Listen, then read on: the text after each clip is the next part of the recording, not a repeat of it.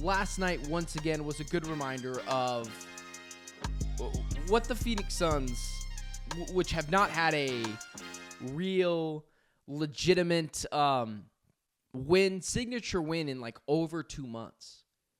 Last night I thought was the Suns' best win in 2 months.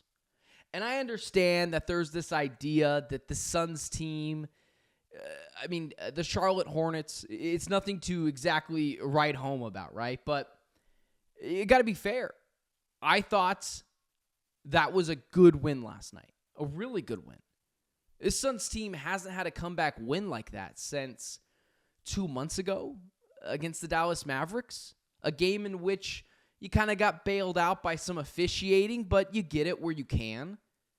And with all the rumors surrounding Jusuf Nurkic's trade implications, and that's something that I myself have definitely dove into. But this change was so needed in the lineup. I don't mean to take a victory lap on my analysis of Bradley Beal should go to the bench. And this isn't some analysis that I had, 2 weeks ago. I've had this for nearly a year. You know, my brother texted me last night, and he texted our group chat, and he was basically saying, oh, so I guess Bradley Beal going to the bench was the answer. Yeah, it was pretty clear. This Suns team is completely rejuvenated with not having to have the ball stick in one player's hand. And, last night, coming back in that game, a game in which you call what it is, the Suns didn't necessarily play well. This is what Suns games have to look like, right? They have to be able to outscore teams. Now, I'm not so sure this particular formula. In fact, I'll go as far as to say it's not going to happen. But this Suns team, the ability to win games like this is exactly what they need to do.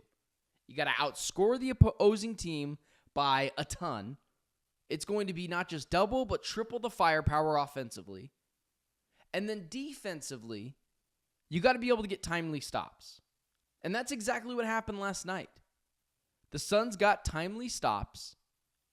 And then offensively, were just too much to handle against the Charlotte Hornets team that nearly beat them twice in the same week and would have had 9 wins on the season. They would have had 2 of their 9 wins against the Phoenix Suns. So you went from in case of emergency, break glass scenario where the Charlotte Hornets are beating this team to where a week ago, I didn't have the belief that this Suns team could actually beat this team in terms of coming back to beat this team. Obviously, skill, talent, they're just better. But the Suns haven't shown the ability to beat a team like that in months. So to see that kind of rear its head again really helps amplify what this Suns team is. They got to be able to win games exactly like this. You got to score 120 points, 130 points, get timely stops. That's the identity of this team. And then we haven't really talked since Jusuf Nurkic has been thoroughly benched. Before it was just one game. And now it is Jusuf Nurkic has gone solely to the bench. And it's something that if you've been watching this show, again, I've been advocating for. I am loyal to the truth, not a sports take. And although I defended Jusuf Nurkic at the start of the year, and I still will into this aspect of I don't think the Suns are who their record says they are because Jusuf Nurkic isn't in the lineup anymore. And I'm not going to go that far and say that. I think that's crazy. Jusuf Nurkic is a role player. Largely, the Suns have underperformed this year because their star players haven't performed up to standard. That's what it is. Devin Booker, outside of the last 2 games, has been a marginal to star player, and that's not consistent enough.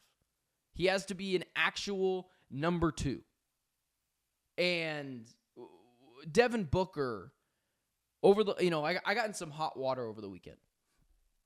Because if you want to really drive me crazy, run a fan account with your profile picture of that player and go after people personally when you're not an adult enough to put your own face to the name. It's something I don't go after people, period.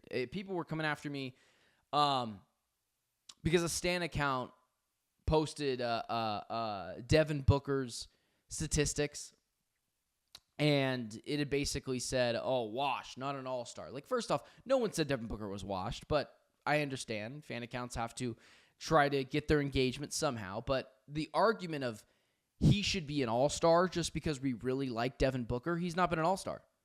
Career low from the field goal percentage, or I guess I should say career low in terms of field goal percentage, and a career low in terms of three-point field goal percentage. Those are two things that are that matter a ton to Devin Booker's game, especially defensively. He had not been the same player. And I got in a lot of trouble. A bunch of fan accounts came after me. I never go after anyone personally. Some of them were calling me. It was always the ones that said the craziest things that don't have a name or don't have a face to their name. But that's why. It's part of the reason why the Suns haven't been who they were supposed to be this year.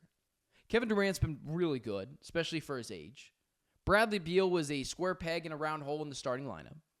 And Devin Booker hadn't been a number two. And what have we seen over the past couple of weeks? Exactly what this Suns team needs to be. They need to embrace small ball. That means Royce O'Neal, Ryan Dunn, the big three in a closing lineup. Bradley Beal needs to come off the bench and stop worrying about being the playmaker and just go be the scorer. And Kevin Durant has to continue to be awesome. And Devin Booker has to be a consistent number two and get back to being the best number two in the NBA. That's what we need to see from this team.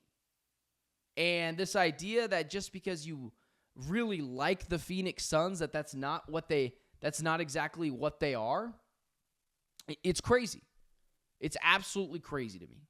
So I thought last night was a potential turning point. You know, on Friday we talked about a potential sign for things to come. If the Suns lost that game last night, we're going back to same old Phoenix Suns. I would have related it very closely to the Phoenix Suns, Charlotte Hornets. The Phoenix Suns losing to the San Antonio Spurs last year twice in like the span of a week. And it would have been the same thing here, losing twice to the Charlotte Hornets in the span of a week.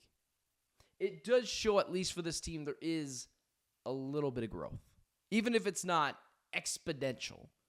And if you're talking about a potential championship team, that's crazy. If you're talking about a potential team that is definitely going to be a playoff team, I can get to you there. But I think what you saw last night is exactly what the Suns needed to be. Outscore teams. That means scoring 120 points at the minimum. Embrace small ball. No more Yusuf Nurkic. He doesn't fit with this team. Bradley Beal going to the bench and overall cooking Bradley Beal off the bench, only worrying about scoring, not worrying about all this playmaking. Devin Booker's defense does need to take a step up, although it's been marginally better over the past couple of games. And he needs to continue to be what he was last year, which was the best second best player on a team. Meaning he has to be the best Robin in the NBA. And then Kevin Durant has to continue to be supernova, superstar Kevin Durant. And that is exactly what this Suns team need if they're going to succeed.